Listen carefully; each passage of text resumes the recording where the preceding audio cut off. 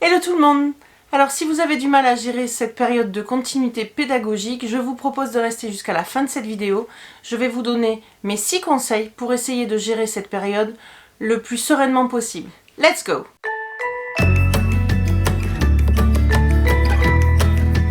Alors moi c'est Emmanuelle, je suis une maman de 3 enfants, un en moyenne section, une en collège et un en seconde. Donc autant vous dire que niveau organisation je m'y connais. Je suis également prof d'anglais dans un collège de Gironde et j'adore mon métier. Ma passion c'est l'utilisation des outils numériques que j'utilise autant dans ma vie de maman que dans ma vie de prof. Je les utilise tous les jours en classe avec mes élèves, que ce soit pour ludifier mes séances ou pour la différenciation par exemple. C'est pourquoi j'ai décidé de créer ma chaîne Maman et Prof pour partager avec vous toutes mes astuces d'organisation, mes interrogations aussi, mes humeurs, des tutos et plein d'autres choses encore.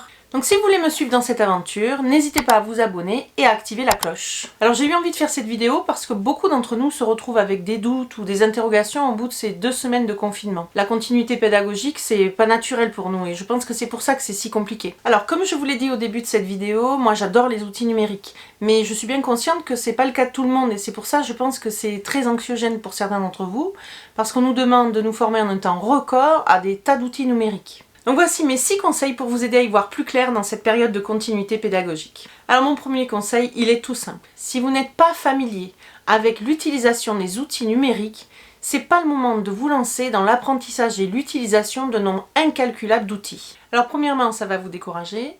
Deuxièmement, si vos élèves ne sont pas habitués à utiliser les outils numériques avec vous, ils vont être perdus aussi. Donc ce que je vous conseille, c'est de choisir 1 ou 2 outils numériques qu'on vous propose ou qu'on vous suggère et de vous auto-former. Il y a plein de tutos sur internet de façon à les pratiquer et une fois que vous êtes à l'aise avec ces outils numériques, vous pouvez proposer une activité à vos élèves. Ce qui peut vous motiver dans l'apprentissage de ces nouveaux outils numériques, c'est que par la suite, après le confinement, vous pourrez les garder dans votre enseignement, les utiliser et pourquoi pas y prendre plaisir, on ne sait jamais. Donc mon deuxième conseil, c'est réellement de réduire la quantité de travail que vous allez donner à vos élèves. Clairement, ce qu'ils sont capables de faire tout seuls à la maison, ça n'a rien à voir à ce qu'ils sont capables de faire avec notre aide et notre soutien en classe. On doit accepter que la situation est compliquée pour eux et que pour certains, il n'y a peut-être qu'un ordinateur pour toute la famille, à partager avec tous les frères et sœurs, à partager avec des parents qui télétravaillent parfois, et que pour d'autres, même s'ils ont un ordi pour eux, mais peut-être que leurs parents travaillent tellement qu'ils sont pas disponibles, ou qu'ils n'ont pas forcément les capacités et les aptitudes pour les aider.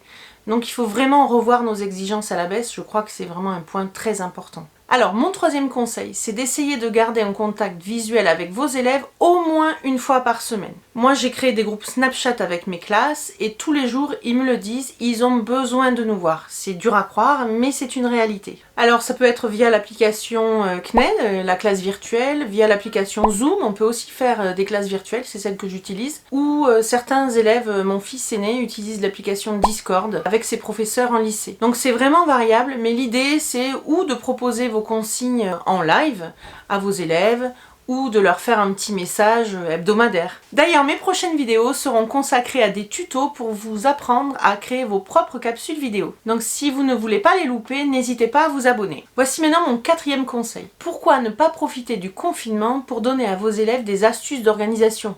Alors c'est clairement la compétence qui va leur faire défaut, en tout cas au début. Vous pouvez par exemple leur proposer un petit PDF à télécharger avec un planning, ou leur proposer une capsule explicative avec quelques conseils d'organisation, ou alors dans les manuels scolaires qui sont d'ailleurs en téléchargement gratuit en ce moment, surtout dans les rubriques d'AP, vous avez très souvent des conseils d'organisation et de planification du travail. Mon 5e conseil, c'est pas le plus facile à appliquer, je sais, mais c'est de continuer la différenciation à distance. C'est d'une logique imparable.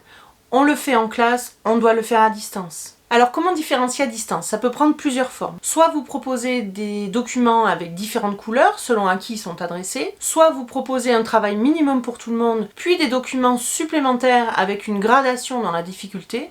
Comme ça, chacun pioche selon ses capacités. Mon 6e conseil, c'est de prendre votre temps, de repenser les activités que vous proposez à vos élèves. Je fais partie de ceux qui, dès le premier week-end de confinement, se sont jetés à corps perdu dans la mise en place d'un tas d'adaptations. Le problème, c'est qu'on s'épuise à la tâche et qu'on a rapidement l'impression de travailler 10 fois plus que d'habitude.